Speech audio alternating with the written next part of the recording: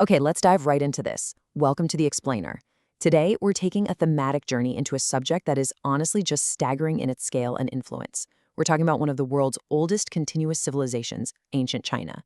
We're going to unpack the incredible foundations of this empire. So, if you love seeing how geography, culture, and pure innovation weave together to build a society that literally changed the course of human history, well, you are in exactly the right place. Here is our structural roadmap for today. We'll be hitting origins by the rivers, master planners and builders, society and daily life, trade, arts and occupations, faith and philosophy, and finally, those enduring global contributions. We have a lot of ground to cover, so let's get to it. Part 1. Origins by the Rivers.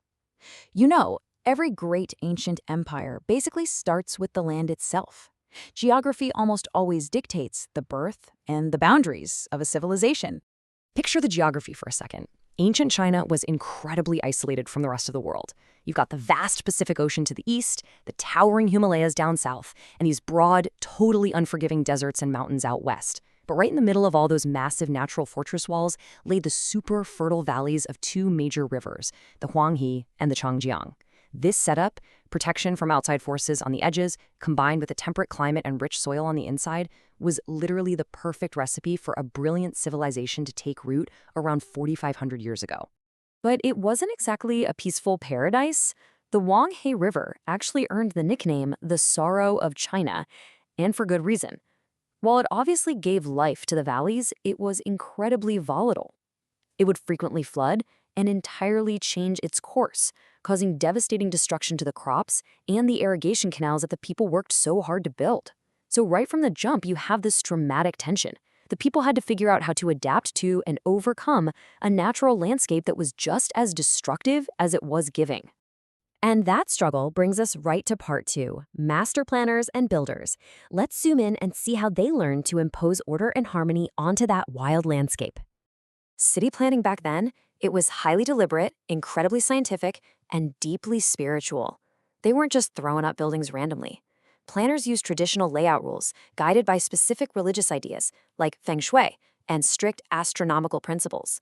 The entire goal was to create perfect balance and harmony between humans, the government, heaven, and earth. Cities were laid out in perfect squares, divided into strict grids with broad, intersecting parallel roads.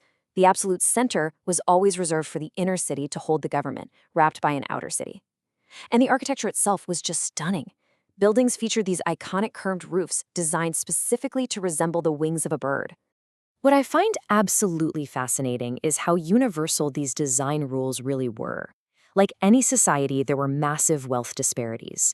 The rich lived in huge, elaborate houses made of brick and polished wood, with pillared halls and private courtyards.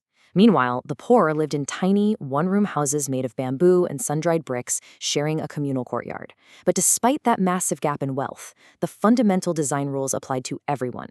Every single house, rich or poor, was built around an interior central courtyard. And, crucially, the main door of every house always faced south. The rules of harmony just didn't care about your tax bracket. Now, speaking of building on a grand scale, we have to talk about defense. To protect against frequent attacks from invading northern tribes, Emperor Shi Huangdi took on a monumental project. He ordered the joining of several existing independent walls into one continuous, massive defensive structure, stretching across mountains, plains, and deserts. The numbers here are just mind-blowing, really illustrating the unprecedented scale of their engineering. The Great Wall is roughly 2,400 kilometers long. It varies in height from 4.5 to 9 meters, and it was heavily fortified with around 10,000 watchtowers, built at regular intervals. It still stands as one of the most incredible feats of defensive architecture in human history. All right, moving to part 3, society and daily life. Let's take a look at the people living inside that highly engineered environment. Ancient Chinese society operated on a very rigid social ladder. At the absolute top was the emperor. Below him, you had the nobles, then merchants, craftspeople, farmers, and finally slaves at the bottom. But here's an interesting caveat. Soldiers kind of existed outside this traditional ladder. They occupied a special place where they were simultaneously feared and highly respected by the general public. At the bedrock of all these classes, though, was the family unit. Families were intensely close-knit, organized into larger clans that deeply respected their elders and their ancestors. And the people in the society were capable of unbelievable artistry. Just think about the sheer contrast in their craftsmanship.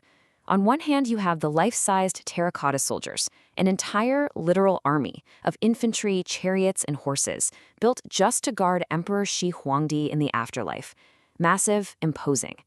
And then, on the other hand, you have exquisite, delicate blue and white porcelain. They actually invented the process of making porcelain from a special clay, creating these super fine, glossy surfaces. It shows incredible range, from giant tomb guardians to the most delicate pottery in the world. Which naturally leads us to part 4, trade, arts, and occupations. Because that level of masterful, unique craftsmanship turned ancient China into an absolute economic powerhouse. And honestly, nothing drove that economy quite like silk. They were the very first to make it, rearing silkworms on mulberry trees and spinning those delicate threads into world-famous fabric. But here is the crazy part. The art of spinning silk was a closely guarded state secret. For centuries, it was basically an ancient corporate monopoly. Up until the 5th century CE, they were the only people on Earth who knew how to make it, which gave them unbelievable leverage in global trade. The hand-spinning process was so meticulous. Now, silk was their chief export for sure, but definitely not their only one. They were also the first civilization to cultivate tea, which actually started out as medicine before becoming a popular daily drink. Because their vast irrigation systems kept them well-fed with grain surpluses, they had the time and resources to focus on these luxury goods. Armed with silk, Chinaware, tea, and paper, they carried on massive trade with regions as far away as Japan, India, Egypt, Mesopotamia, and even the Mediterranean Sea. Okay, part 5, faith and philosophy. How do you keep a vast, industrious empire like that together? We need to dive into the spiritual and moral codes that guided them. Early on, their beliefs were deeply, deeply tied to the natural world and to their lineage. They actively worshipped the forces of nature and practiced intense ancestor worship. Holy priests or oracles were hugely respected because they supposedly communicated right with the gods. And at the center of it all, the emperor wasn't just some political ruler.